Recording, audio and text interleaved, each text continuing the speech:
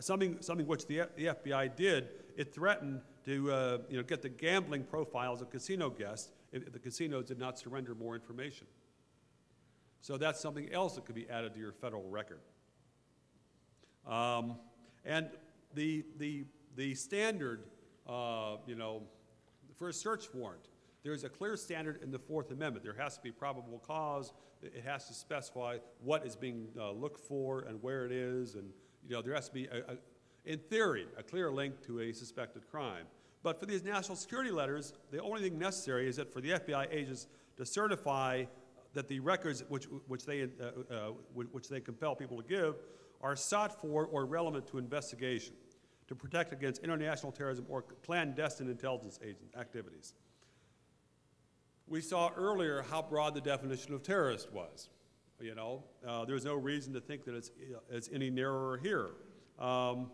And there's evidence that the feds could use these to go after online blogs which are criticizing Bush, for instance.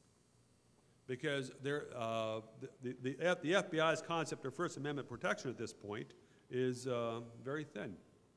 And yet, these are things Americans have heard very little about, but they are fundamentally changing how people interact with the federal government. The government is becoming a much bigger peril to people's freedom. Now, I've never understood the basic idea that killing people abroad would not encourage government to respect people at home.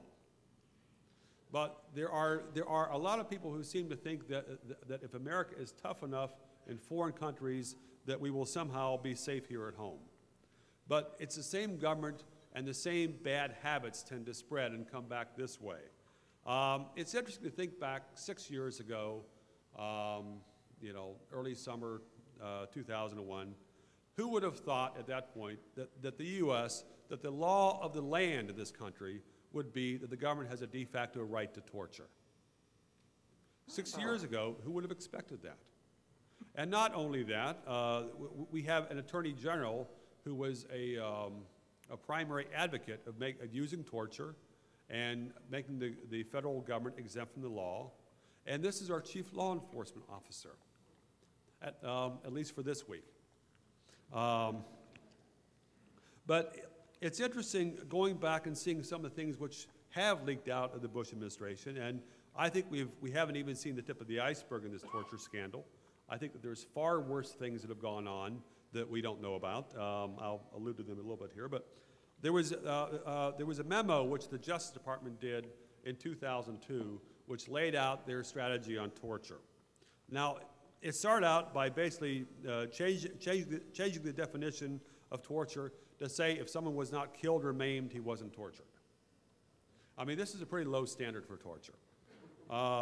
And this Justice Department memo then explained that even if someone did die during torture, the torturer might not be guilty if he felt that the torture was necessary to prevent some greater evil, if that was how he felt.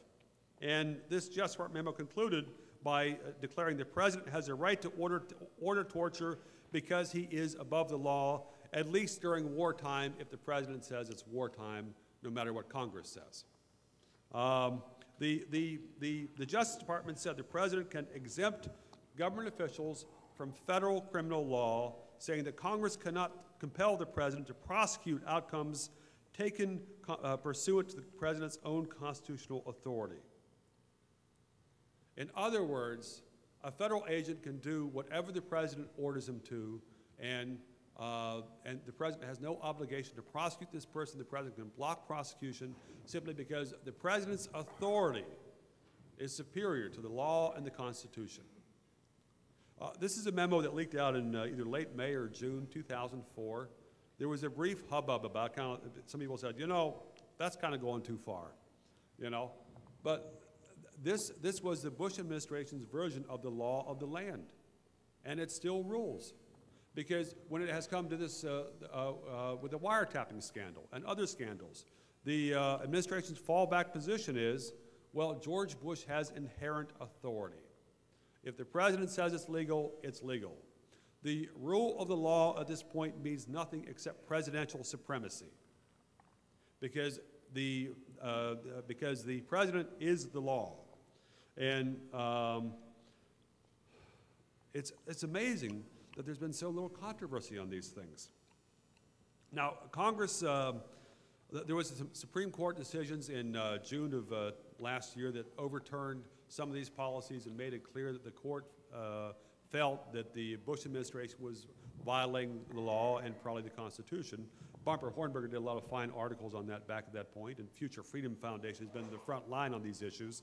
But the Bush administration responded not by trying to change the policies, but by browbeating Congress to rubber stamp torture, which Congress did with the Military Commissions Act last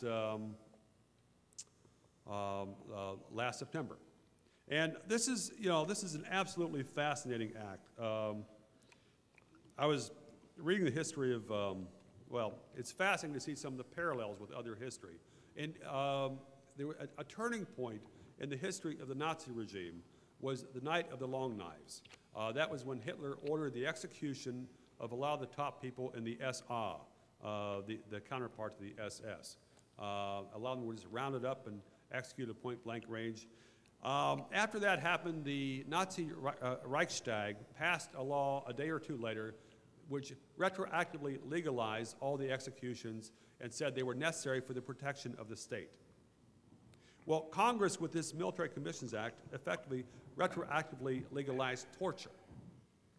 And according to the Pentagon, there have been like at least 30, 34 or more people who have died either during or as a result of these interrogations. And that's only for the Pentagon. For the CIA, we have no idea what their body count is from torture, because the CIA is simply, chosen not to reveal what it's doing. But the parallels, and it's fascinating to see the standards that Congress approved. For instance, there was something which I found most chilling in this law was that Congress has approved the use in judicial proceedings of tortured confessions. I mean, this is an idea that one would have thought would have been limited to Monty Python movies. Yeah, it's not on yet. But one of the top Justice Department officials said in federal court in late 2004 that the Bush administration could use tortured confessions in some of his court proceedings, and Congress last September basically rubber-stamped that. Now, it's important that it not be labeled a tortured confession. Instead, it can simply be a confession that occurred under vigorous interrogation, or maybe extreme interrogation, or maybe rough interrogation. But what the Military Commissions Act does, it leaves it up to the president to say what torture is. And now, y'all might recall after 9/11, George Bush spent, y'all might recall after the Abu Ghraib pictures came out in May of 2004, George Bush spent a lot of time assuring Americans, we don't torture. Well, some of those photos would have been problematic because, I mean, you had people, bleeding, you had people beaten. There was one guy who had been tortured to death, and he was being carried out of Abu Ghraib and, covered in on a stretcher, and they had an IV hooked up to him to make it look like he wasn't dead. And there have been a lot of other people who have been killed during interrogation in Iraq by the American military, the CIA, or some of our contractors. But George Bush says, don't worry, that's not torture. Now, and it's up to Bush to define what torture is now. This is problematic because Bush is, trusting George Bush for an honest definition, I mean, it's just not prudent at this point. Bush appears to be using a John Yoo definition of what torture is.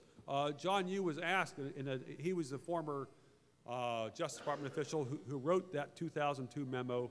John Yoo was, and he's been out front in favor of torture in the last couple years since he left the government.